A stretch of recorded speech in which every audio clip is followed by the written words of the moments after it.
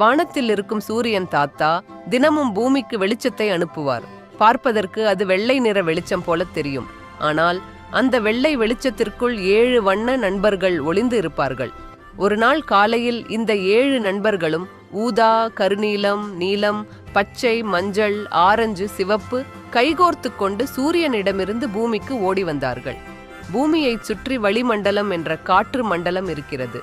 அதில் நிறைய தூசுக்களும் காற்று மூலக்கூறுகளும் பந்து போல மிதந்து கொண்டிருக்கும்.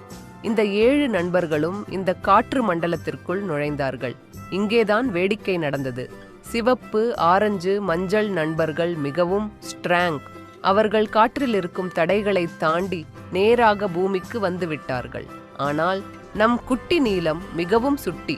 அது காற்றில் இருக்கும் ஒவ்வொரு மூலக்கூறின் மீதும் டமார் டமார் என்று மோதியது. மோதிய வேகத்தில் நீல நிறம் மட்டும் வானம் முழுவதும் சிதறி பரவியது. ஒரு பெயிண்ட் டப்பாவை கொட்டியது போல வானம் முழுவதற்கும் நீல நிறம் பூசப்பட்டது. சிவப்பு போன்ற நிறங்கள் நேராக நம் கண்களுக்கு வந்துவிடும். ஆனால் நீலம் மட்டும் வானம் முழுவதும் சிதறி பரவி விடுவதால் நாம் மேலே பார்க்கும்போது வானம் நீலமாக தெரிகிறது.